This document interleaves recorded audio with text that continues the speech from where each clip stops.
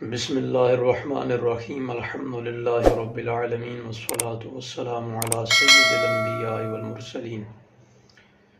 حضرت سیدنا سعد بن ابی وقاص رضی اللہ تعالیٰ عنہ نے بیان فرمایا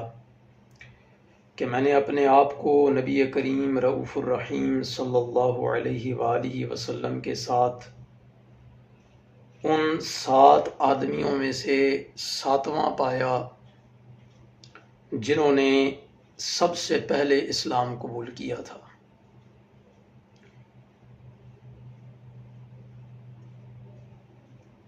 تو بیان فرماتے ہیں کہ اس وقت ہمارے پاس کھانے کے لیے کچھ بھی نہیں تھا سوائے کیکر کے پھل اور پتوں کے، کہ ہم اس وقت کیکر کے پھل اور پتے کھا کر کے گزارا کیا کرتے تھے۔ اللہ اکبر کبیرہ۔ اور بیان فرماتے ہیں کہ یہ کھاتے کھاتے ہم لوگوں کا پاخانہ بھی بکری کی مینگنیوں کی طرح ہو جایا کرتا تھا۔ اور اب یہ زمانہ آ گیا ہے کہ بنی اسد قبیلے کے لوگ مجھ کو شریعت کے احکام سکھاتے ہیں۔ اگر میں ابھی تک اس حال میں ہوں کہ بنی اسد کے لوگ مجھے شریعت کے احکام سکھائیں، پھر تو میں تباہ ہو گیا۔ یہ بڑا طویل واقعہ ہے، انشاءاللہ تعالی العزیز پھر کسی موقع پر اس کو بیان کیا جائے گا کہ کس موقع پر بنو اسد قبیلے کے لوگوں نے آپ کے خلاف الزام تراشی کی کہ آپ کو نماز پڑھنا نہیں آتا۔ تو اس موقع پر آپ نے یہ بیان فرمایا کہ میں نے حضور علیہ السلام پر اس وقت اسلام قبول کیا جب ابھی گنتی کے لوگوں نے اسلام قبول کیا تھا، اور خود ہی بیان فرماتے ہیں کہ میں ان میں 7واں تھا جنہوں نے حضور علیہ السلام پر اسلام قبول کیا، حضور علیہ السلام کے دست اقدس پر اسلام قبول کیا تھا۔ تو بیان فرماتے ہیں کہ اس وقت ہمارے پاس کھانے کے لیے کیکر کے پھل اور پتوں کے سوا کچھ نہیں ہوا کرتا تھا۔ تو یہ جو مشقت کا زمانہ بیان فرما رہے ہیں حضرت سعد بن ابی وقاص رضی اللہ تعالیٰ عنہ، تو آج صرف ہمارا یہی موضوع ہے کہ دین کی راہ میں مشقتیں برداشت کرنا یہ انسان کے درجات بھی بلند کرتا ہے،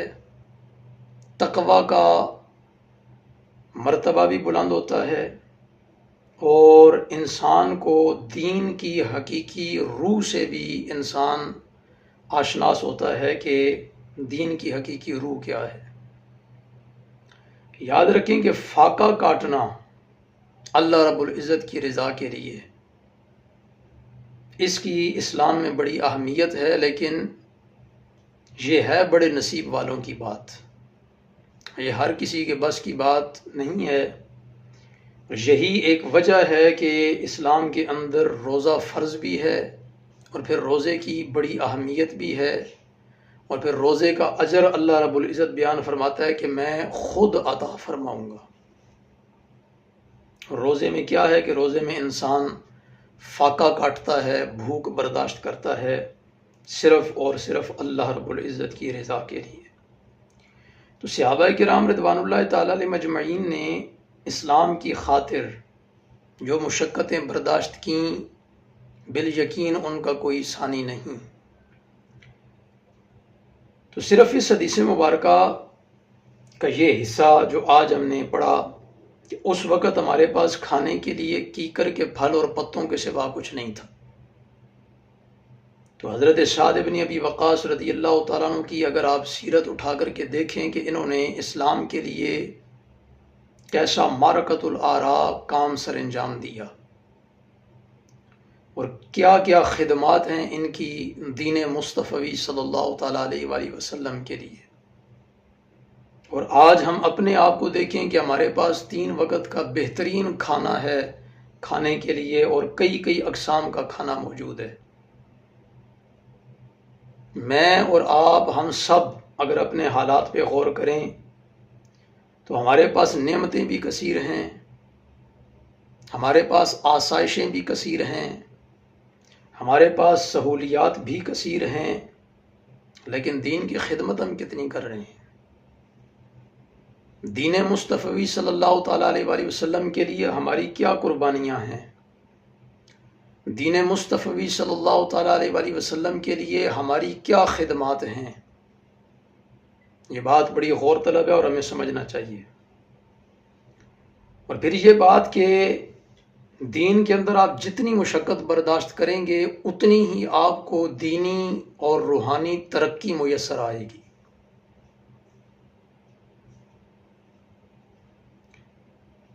تو اس سے پہلے جتنے علماء کرام تھے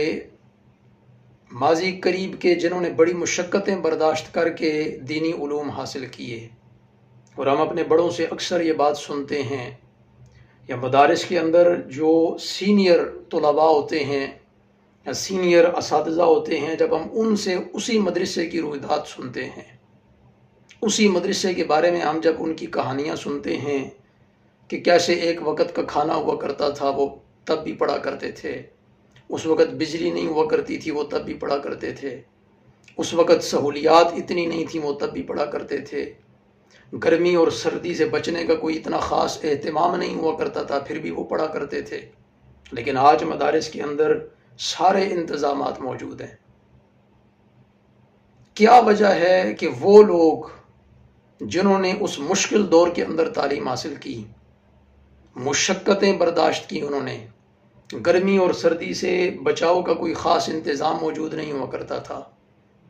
3 وقت کے کھانے کی بجائے 1 یا بمشکل 2 وقت کا کھانا ان کو میسر آتا تھا، اس کے باوجود وہ لوگ علم کے اندر، مراتب کے اندر، تقوی کے اندر، پرہیزگاری کے اندر، عملی اعتبار سے، علمی اعتبار سے، روحانی اعتبار سے، ہر اعتبار سے وہ آج کے نوجوان علماء سے آگے کیوں ہیں؟ حالانکہ آج کل کے نوجوان علماء تو بڑی سہولیات کے اندر انہوں نے علم حاصل کیا، بڑی آسائشوں کے اندر بیٹھ کے انہوں نے علم حاصل کیا، بڑی کثیر نعمتوں کے ہوتے ہوئے انہوں نے علم حاصل کیا۔ کیا وجہ ہے کہ ان کے علم کا وہ معیار نہیں ہے جو ان پرانے علماء کا اور پچھلے علماء کا علم کا معیار تھا؟ ان کے جو تقوی کا معیار ہے ہم وہاں تک نہیں پہنچ سکتے، ان کے جو عمل کا معیار ہے ہم وہاں تک نہیں پہنچ سکتے۔ اس کی وجہ صرف اور صرف یہ ہے کہ جو دین کے اندر انہوں نے مشقت برداشت کی ہے، دین کے اندر انہوں نے جو مشکلیں برداشت کی ہیں، اس کا اجر اللہ رب العزت نے ان کو یہ دیا کہ تقوی کی دولت بھی عطا فرما دی، پرہیزگاری کی دولت بھی عطا فرما دی، روحانیت کی دولت بھی عطا فرما دی، ان کے علمی اور عملی مراتب بھی اللہ رب العزت نے بلند فرما دی ہے۔ تو یہی وجہ تھی کہ پچھلے علماء ہم سے بہتر ہیں، بہتر تھے اور بہتر رہیں گے۔ اللہ رب العزت ہمیں اپنے علماء کی، اپنے اسلاف کی قدر کرنے کی توفیق عطا فرمائے۔ یہ تو میں نے اپنے صرف جو ماضی قریب کے علماء ہیں جو گزر چکے یا ہیں ابھی، اور ان کا سایہ ہمارے سروں پر ابھی موجود ہے، اور اللہ رب العزت بصحت و عافیت، بصحت و تندرستی ان کے سایہ ہمارے سروں پر قائم و دائم رکھے، میں نے ان کی بات کی۔ جو بڑے آئمہ کرام ہو گزرے، محدثین، مجتہدین، آئمہ، مفسرین، اور پھر تابعین، تبع تابعین، پھر اوپر آپ چلے جائیں تو صحابہ کرام، وہاں تک تو ہم پہنچ ہی نہیں سکتے کسی صورت میں بھی، وہ تو ہمارا معیار ہی نہیں، ہم ان کے جوتوں کے برابر بھی نہیں پہنچ سکتے۔ آج تو لوگ قادیانیوں کے جو ان کے پرفارمے ہوتے ہیں وہ سائن کر کے اور جرمنی کے ویزے لے رہے ہیں، کس وجہ سے؟ کہ جناب ہم بھوک سے مر رہے ہیں، بھوک برداشت نہیں، ان کو غربت برداشت نہیں۔ اور جو لوگ ایسا کر رہے ہیں ان سے پوچھا جائے کہ کیا تمہیں پاکستان میں 3 وقت کا کھانا نہیں ملتا؟ بھی ضرور ملتا ہے ان کو۔ کیا ان کے پاس چھت موجود نہیں ہے؟ کہیں گے چھت بھی موجود ہے، لیکن پیسے کی ہوس نے، لالچ نے اور پیٹ بھرنے کی آگ نے ان کو اتنا پاگل کر دیا ہے کہ وہ اغیار کے ہتھے چڑھ کے اپنے ایمان کی دولت سے ہاتھ دھو رہے ہیں، ایمان کی دولت سے وہ لوگ محروم ہو رہے ہیں۔ اللہ رب العزت سمجھنے کی توفیق عطا فرمائے۔ ایک لمحے کے لیے سوچیں کہ اگر یہ وقت ہم پہ آئے کہ ہمیں کیکر کے پھل اور پتے کھانے پڑے، ہمارے پاس کھانے کے لیے اور کچھ ہو ہی نہیں، ہمارے پاس یہ جو طرح طرح کی نعمتیں یہ ساری میسر نہ ہوں تو کیا ہمارا دین باقی رہے گا؟ ہمارا دین باقی نہیں رہے گا. ہم تو ادھر ادھر سر ماریں گے، نکلنے کی کوشش کریں گے. ہم تو پھر اس میں شراب کو بھی اپنے لیے جائز سمجھ لیں گے، ہم تو پھر خنزیر کے گوشت کو بھی اپنے لیے جائز سمجھ لیں گے. اور جائز ہے بامر مجبوری، مشکل وقت میں جب آپ کی جان پر بنی ہو اور کوئی حل نہ ہو تو پھر اس صورت میں یہ چیزیں بامر مجبوری جائز بھی ہوتی ہیں. لیکن غور و فکر کرنا چاہیے ہمیں اس بات پر کہ اللہ رب العزت نے ہمیں اتنی نعمتیں عطا فرمائیں، تو ان نعمتوں کے ہوتے ہوئے ہم دین کی خدمت کتنی کر رہے ہیں، دین کے لیے ہم کتنی قربانیاں دے رہے ہیں. اللہ رب العزت ہمیں سمجھنے کی توفیق عطا فرمائے. اور یہ وقت جو صحابہ کرام نے گزارا، ہم اس کے پیروں کی، صحابہ کرام کے قدمین شریفین کی خاک تک بھی نہیں پہنچ سکتے. لیکن بڑے افسوس کی بات ہے کہ پھر بھی کچھ ایسے لوگ موجود ہیں جو معاذ اللہ استغفر اللہ صحابہ کرام رضوان اللہ تعالیٰ علیہ اجمعین پر طعن و تشنیع کرتے ہیں اور ان کے خلاف جملے کستے ہیں. حالانکہ اگر انہی لوگوں کو اس مجاہدے کی طرف دھکیلا جائے یا لے کے جایا جائے اور چند دن ان کو اس مجاہدے کے اندر رکھا جائے اور ان کو جب کیکر کے پھل اور پتے کھانے پڑیں تو پھر ان کی عقل ٹھکانے آ جائے گی، ان کی ہوش ٹھکانے آ جائے گی. اصل مسئلہ یہ ہے کہ پیٹ بھرنے کے لیے بہت سی غذا مل جاتی ہے، اور جب پیٹ بھر جاتا ہے عقل کی جسے کہتے ہیں جب عقل پر نحوست طاری ہو جاتی ہے بہت زیادہ کھانے کی وجہ سے، پھر طرح طرح کی باتیں ہم کرنا شروع کر دیتے ہیں. اللہ رب العزت ہمیں سمجھنے کی توفیق عطا فرمائے. اور جتنی اللہ رب العزت نے ہمیں نعمتیں عطا فرما رکھی ہیں، ہم ان نعمتوں کا حق نہیں ادا کر سکتے، لیکن جس قدر ممکن ہو سکے اللہ رب العزت ہمیں دین متین کی خدمت کرنے کی توفیق عطا فرمائے. اور اگر آپ دین متین کی خدمت کریں گے اور کوئی ایک شخص بھی آپ کی وجہ سے راہ راست پر آ جاتا ہے، دین مصطفی صلی اللہ تعالیٰ علیہ وآلہ وسلم کی راہوں کو اپنا لیتا ہے،